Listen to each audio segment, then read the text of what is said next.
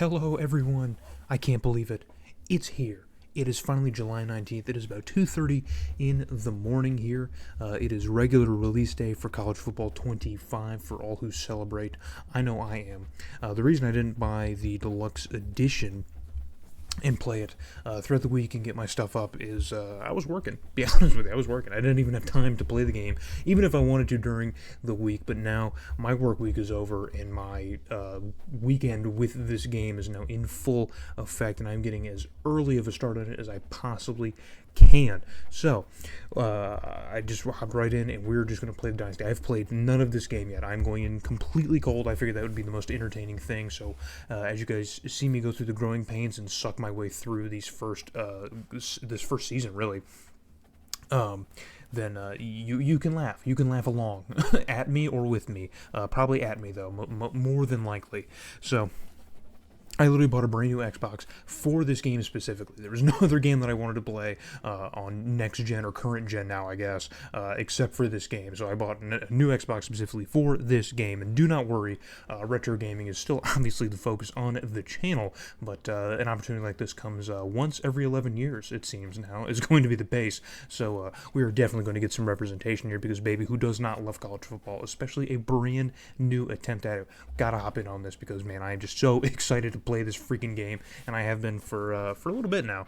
It was kind of late, not really on par with everybody else. I was kind of really anxious here or just kind of skeptical to see what EA would cock up and conjure up here within just a few short months. Because you remember, dude, we were getting way into May, and we hadn't even seen gameplay by that point. So I was like, let's wait and see. But now I've seen some, and I'm very excited to get into it. And we are going to get into this Dynasty mode with, yes, the Utah State Aggies. You probably saw from the thumbnail and the title, of course, but I stewed on this for a long time to decide which team to do. I'm still not even fully sold on Utah State, but it's what we're going to try. And if it goes completely awry and just a problem, then it'll be good. There was a ton of criteria that I had when it came to picking a team for this first Dynasty, okay? And the first thing is our coach, who I'm going to make here in a second, is going to be Rich Poker of the Northwestern Dynasty, which ended a few months ago, because I ended that Dynasty, I think, after the 2022 season. So in lore-wise, he's retired. He retired for a year, and then one school came forward with a boatload of money and said, please come back. We need your coaching expertise. We love what you did with Northwestern over the last 20 years. Please come and fix our school. And in light of all the recent, tea, as the kids would say, in light of all the recent drama that has unfolded with Utah State at the coaching position, I figured, you know what, maybe Utah State's desperate. They're trying to pedal to transition to something else just so their season is completely lost this year and they don't lose all of their kids to the portal in the following year. So they are the ones who came forward with and forked up the most amount of money. So, so they're a 2-star prestige, and their numbers, too, here is kind of the bigger thing, because there were some other schools that I wanted to try, but a lot of them are really bad. I don't know if I really want to jump in with a really bad school, because I still want us to be able to win some games. Just some games. Like 4-8 is going to be fine, but if I'm struggling to go 2-10, no sir, it is not going to go well on this channel. So Utah State is going to be the school that we are going to pick. We're, of course, going to be a head coach. I'm going to create a new one here, and then I will get in a little bit to the history once I've created my coach. So he's obviously going to be a recruiter, and I'll jump ahead here in a second to our finished coach product. All right, here is Mr. Rich Poker himself, Mr. Dick Poker. He is here. Alma mater, of course, Northwestern. And Illinois is not an option for pipeline. It's either Indiana or Iowa. So I guess I figured Indiana. Maybe Indiana's got a lot of the prospects. I don't know. This is probably going to hurt us a lot because we didn't choose the obvious choices like Metro Atlanta or like Texas. So we're probably setting ourselves up on a very, very bad foot.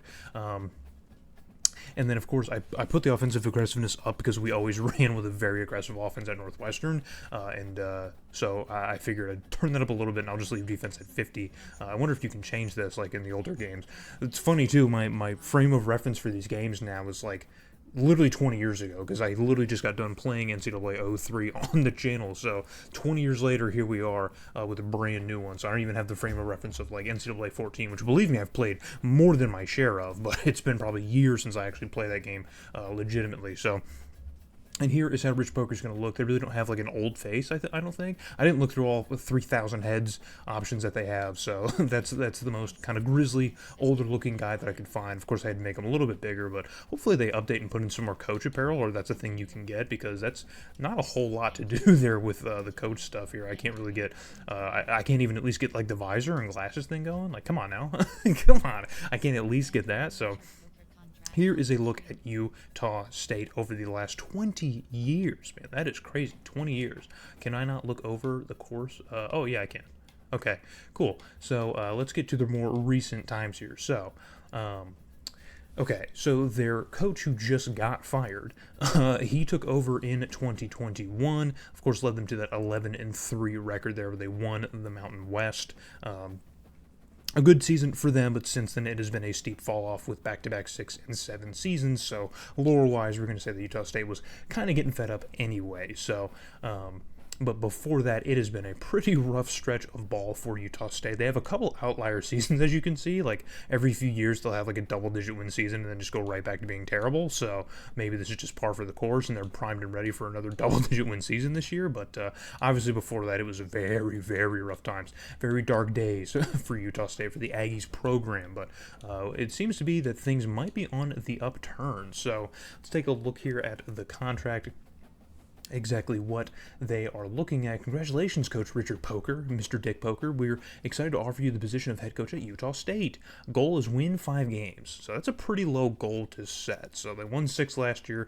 They have 80s across the board as far as overall offense and defense goes. I think a 5-game expectation isn't really a bad one. So we will sign the dotted line and get right into it and take a look at the roster probably first before we set our recruiting board, which is the thing I've seen recommended to do first is set up that recruiting. See, it's right here at the top, set up the recruiting board. Let me see if I can even, oh, here it is, at the team. So let us look at the depth chart first before we get into anything else. Okay, so the funny thing too is that these are real people. I'm so used to the games having just fake people or not even named people. That's how much how old my knowledge with the game is. I'm just so used to that. But, yeah, these are actually real people, so if any of you from Utah State happen to find this series on YouTube, first of all, sorry, and second of all, I'll try my best. I'll certainly try my best. So, Spencer Petrus is going to be our starting QB. He's a 77 overall, really not great. He's a redshirt senior, so I'm not sure what a lot of these attributes mean and stuff. It's going to be a lot to learn. I'm going to have to do a lot off screen, just watching so much other content just to try and figure out as much as I can so I'm not completely out of the loop. But looking here at the rest of our quarterback room, we have Bryson Barnes. Bryson Barnes sounds familiar. That's another thing, too. Since these are real people and I actually watch college football, some of these people are going to be very familiar to me. And I'll know some of them, but maybe not all. So sorry if we end up playing like Air Force and I don't know your favorite running back on Air Force. Get over it. But he is our junior. He is a junior. He's a backup quarterback. He's 74. He's not too far off from Petrus. Actually, none of our quarterbacks are that far from each other. But considering the portal and all that stuff, I don't even know if I can look at our backups and say, yeah, we'll go to them next year because there's no guarantee that they will still be here. But Rasul Faison, that is a hell of a name, man. He is our senior running back and our starter. He's an 81 overall. He's not too much better than Robert Briggs Jr., our junior running back, who's a 79 overall. But after that, dude, it is a steep fall off. Jeez, it is a steep fall off. But Briggs Jr. is actually faster than Faison is, so that might be a two-tandem thing that we end up looking there. I'm going to gloss over fullback, because it's not 2003 anymore, unless... It's not 2003 anymore, which I wish it was, but the fullback is not very viable anymore. We might see him on the field here, but I'm not super worried. How am I going to gloss over? I got to look at it. Okay. See, he's a 67 overall. Why did I even do that? Our running back. Robert Briggs Jr. is going to be our fullback. See, no one even cares about it anymore these days. It's not even a thing. All right, looking at the receiving room, Jalen Royals is our top receiver in a pretty far margin. He's an 87 overall, and the next closest here is Micah Davis, who is also a senior. He's a redshirt senior, and he's 81 overall. So the receiving room is really not that great. I like the consistency. I always prefer a lot of consistency over just like one really good guy and a bunch of really bad dudes, which is what we ended up getting in the ULM Dynasty. But we kind of have both here at Utah State. So Jalen Royals is like far and away the best receiver, but everyone else is kind of consistent with each other. So I'm not super upset with this receiving room, but obviously it needs to be a lot better. There's only one clear choice, and we don't really have like a great running back situation. So offense is going to probably be a little bit one-dimensional. So I haven't even been looking at here. Oh, I need to look at their deal breakers. Wow. Playing time, have D-, need B-. He should be playing all the time. I don't know. Like, he should be playing literally all the time. So no one else should be playing over him. So maybe that will change over the course of the season. But looking at tight ends here, Brock Lane, 79 overall. Can't be too mad about it. But we have 2 redshirt seniors at tight end. So it looks like recruiting tight end is going to be a pretty big top priority, at least during the season anyway. Looking at the O-line now, our starting left tackle, Teague Anderson. Teague, what a great first name. Teague Anderson. That's great. He's a 77 overall. Not great. Looks like the high 70s, low 80s is about pretty consistent for this team. Obviously, they're an 80 overall, so that makes a lot of sense. But I was hoping for maybe a couple more outliers than we have, other than just an 87 overall wide receiver, you know what I mean? Wyatt Bowles is going to be our starting left guard at 78. Again, another senior, and I don't think T. Anderson, he's a sophomore, okay? So we might have him for a little bit longer. But Wyatt Bowles is a senior, so he will be gone after this year. Our center is Bryce Radford. He is a redshirt sophomore as well. He's a 71. Jeez, so sophomore. So center is definitely going to be another big target area for us as well. And then Alolai Moai. Oh, geez, I just butchered the hell out of that. I forgot. I should have known that before I picked Utah State, man. All the Hawaiian people who are going to be on this team and on this roster. Maybe I should have made that my pipeline. Maybe Richard Poker has spent his whole year in Hawaii and has just gotten very connected with the youth over there, with the high school football athletes. I don't know. But he is a junior, just a firm junior. And he's a 74 overall at right guard. And then at right tackle, we have Cole Motes, who is a redshirt senior and 76 overall. So our O-line is really bad. I don't even know if we'll be able to run the football consistently with this. That is really not great. I think our highest overall was, a 77, I think? Between all of them, I think our left guard was our highest. Yeah, 78 overall. Everyone else is around there, but I mean that's not good. Like that's a C to C plus. That's really not great. So not great. Let's see how the D line looks. So Adrian Williams is a redshirt senior, and he's a 77 overall. I think it's just going to be consistent with that, man. Cyan Sloan is a 76. He's also a senior. Man, a lot of old guys on this team too, man. A lot of these guys are going to leave. There's going to be a ton of roster turnover within the first year or two of this dynasty. So we probably need to do as much as we can in the first year, because year 2 or 3 is probably going to be pretty rough. But the D-line is looking even worse, as we don't have a D-tackle better than 74. It's just not great. And our third on the roster is Mecca Williams, bro. And he's probably not even going to see the field, and he's a 74 overall, man. You should have left. You should have went to FCS, brother. I don't know what you're doing still wasting your time here, because you are not going to play. Looking at the linebacking core, we have Jaden Pearson, another redshirt senior at only 75.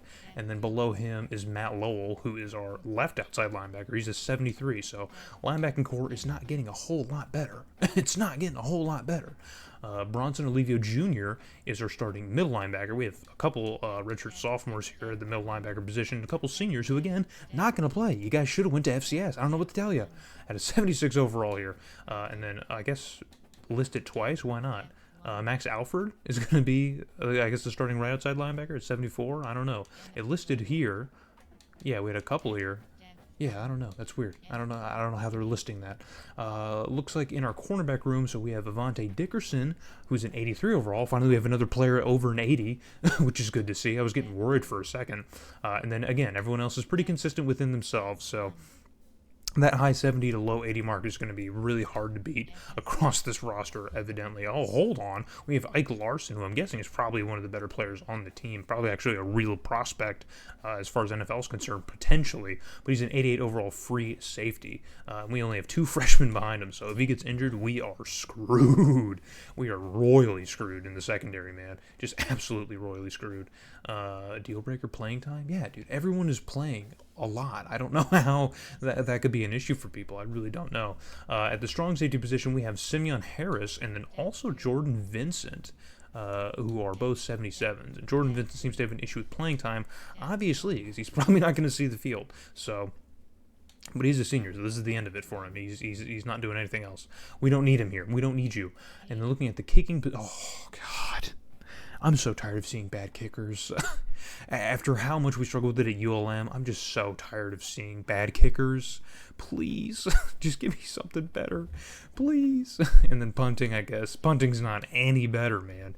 Jeez, that's terrible. And then we won't really pay attention to kick returning, but that is how the roster is going to go. So, everything else, oh, here's the top 25, interesting. I like how they already have a nice poll in the game before that. I don't even know if the other games have that. I mean, they do when you start with Dynasty, they have like the preseason polls, but I think this is, mostly accurate with real life, so interesting thing to see. We can already start getting mad about it now, currently. If you're a Michigan fan, be mad that you're number 9, even though I think you deserve to be lower. I didn't say it. I'm not an Ohio State fan, you can't prove it. Alright, so let's look at the setup recruiting board and scout. See if we can do this. Unavailable. Add prospects from prospect list. Alright, let's do it. Let's look at the prospect list here. Alrighty, so it does have the needs highlight. I like how it has that highlighted. I really appreciate that. Looks like we're going to have to recruit within our needs, which is cool too. It's got a bunch of 2 and 3 stars for us. I'd like to just focus on 3 stars because I don't think 2 stars are really going to help this roster a whole lot. We are his top school, which is dope, man. He's a JUCO, Percy Moon. Man, I should have paid attention more to the tutorial about recruiting. We may just, I'm just going to flip through this, and then I'm going to cut to a recruiting board once I have it fully set up. So I'll come back when I have this all figured out. Alright, everyone, I think I've got it set up now. I think I've got it somewhat figured out, maybe, just a little bit, only just a weensy little bit. The UI is actually very satisfying to use. It's actually very easy and very satisfying to use. So, a ton of props to EA for this one, because I'm impressed, believe me. So here is the recruiting board. What I tried to initially do essentially was it showed here in the recommended points, got all these targets for us here. A lot of them are 2 and kind of 3 stars. So I went for the ones that actually had us pretty high up on their list, first of all, like Percy Moon, obviously, we are number 1 on his board, so he's a 3-star left outside linebacker. There's obviously no way we don't need him. We clearly need him. So, but once I got through all of them, there was a lot of guys on here who are pretty decent, trying to find a good example here. Like, obviously, okay, so right here, so Eric Henderson, right, like, he has his 8th on his board, but he's a 4-star prospect, so obviously I have to target him and try and at least go after him, even if we are pretty far down on his board. Hopefully we can go up a little bit more on his board. So we have a lot of dudes here. Proximity to home and playtime was like a huge thing, so I targeted a lot of people based on that too. So there's a lot of high prospects. I also checked in our pipeline states. There's a lot of 4 and 5 stars, mainly 4 stars that I tried to target because we're at least on their board and we have like the proximity to home thing or the playtime thing. That is something that they want. So I'm going to see if maybe we can try and swindle some our direction because of that. I don't understand this one. I guess already we're losing on the playing time thing here. I don't know. I think most people, if you're better just overall wise, you're gonna be here. You're gonna be here. You know what I mean? You're gonna be playing. So here's how the board goes. I'm not trying to go super over the top as far as like prospects go in the first year. Like, I'm just trying to maintain the skill level of the team. And here's where a lot of our can I sort it better? Yes. Okay, cool. Here we go. Sweet. So, Tavetta Madden is the prospect here that I selected. He is a 5-star, and he is from California, which I think was one of our pipelines when I sorted it. But we are somehow, I don't think we're on his thing, on his radar yet. He doesn't even have us on there. But playing time, he wants to play, and we meet that. So, I doubt we're even going to get anywhere near his radar, but, you have to try, right? Like, you have to try and go for guys like that, because this team desperately needs it. Believe me, they do. And then Tevin Wills is a 4-star athlete, and he is from Utah, so we got proximity to home, and we are 7th on his board, so this is the one I'm really jazzed about. I think we might have a chance to really kind of swindle him away if we can do something here to really improve our stock with him. And then John Cahill is another California prospect. He's a 4-star athlete as well, and we are 8th on his board, so we just make the cutoff here if we can just stay above Boise State, maybe take a little bit of lead over Fresno State, or maybe even BYU. We might be in good standing with him potentially. And then Lester Ficken, which is one hell of a name, is another California prospect. And we are not on his board, but he likes proximity to home. I guess Utah is close enough to California for him, close enough to Simi Valley, Real Bros of Simi Valley. Maybe he likes that show, I don't know. And then Raymond Dahl from Oregon. We are also not on his board, but he's a 4-star athlete, and yeah, proximity to home. I mean, apparently, as long as you're just in the Mountain West region, you're close enough to the Pacific, and they will be okay with you with playing for your school. So hey, that's fine by me. It doesn't make a lot of sense, but I will go with it. Rashard Smith seems to have a lot of big schools on his board, man. I don't know if Mountain West is in his future, but we're certainly going to try. And then Zach Maddox has a couple Mountain West schools in his board, so we have to be able to slip in there, right? I mean, come on, we can beat out San Jose State. Come on, be for real, be so for real. We can beat them out. So we have a lot of 4-star prospects. We're really not on their board, but because we have the proximity to home stuff or playing time thing, I'm gonna try and get pretty aggressive in getting them. So I think that is all we need to do for this. I think. Oh wow! Now we have to go through all this. Wow. Man. Is there a point in time where, oh my gosh. Man, this just completely opened up. I feel like a whole hour of my life just got sunk away, which I'm not even mad about. But dude, oh man. We gotta get really into this now. I lied when I said that, we're going to get into recruiting when I cut away and come back, but we are going to, I guess I'm going to leave that for now, and I'm just going to show the schedule. I'll show us our schedule here, and then I'm going to do some of this other stuff off screen, and then when we come back in the next episode, I'll show you guys what I did, our fully set up recruiting board and all that stuff, scholarships and things of that nature, and then it'll be a little bit more cohesive. Okay, so here is our schedule as it stands. I guess I can change it, but I'm not going to. If this is what Utah State's actually going to go into, then this is how I'm going to keep it. So we're going to start off with FCS West, which I think is a famous YouTubers created school Dynasty thing from Team Builder in 2014. I heard they did that for this game, which is pretty cool, but it's like the Riverside something's, right? I think it's Bengals, right? I think. Anyway, then we have USC. We have USC in week 2. We have USC. So there's an L. And then Utah, our rivalry. Okay. So just pray for us, I guess. And then we have Temple, and Temple had a very terrible year, and that's going to be in the link on the road. And then our week 5 is open, and then we have our conference schedule, which opens up with Boise State, who, of course, I think they played for, or did they win the Mountain West last year? I can't remember. Or was it UNLV? I think UNLV did. They played each other, right? I think UNLV did, because that was the funny thing. They play in Allegiant, and they also played in, I think they played there for the conference game, and then I think they were also in the Las Vegas Bowl. I don't know. Don't listen to me. They were 5-7. I'm smoking crack. I'm absolutely smoking crack. But yeah, so they are next on the board here. And then New Mexico is the next conference opponent that we have. They are not great. And then we have Wyoming, who also had kind of a mid little game there, but this is a rivalry, so this is another big game here. Eyes point to week 9, and then we're open in week 10, and then we have Washington State out of the Pac-12, who's going to be playing us, or the Pac-2, I should say, they're going to be playing us. Then, of course, we have Hawaii. Thankfully, that one is home, because, good Lord, I do not want to go to Hawaii. And then we have, of course, San Diego State. And then we close things off with Colorado State, who was not great last year either.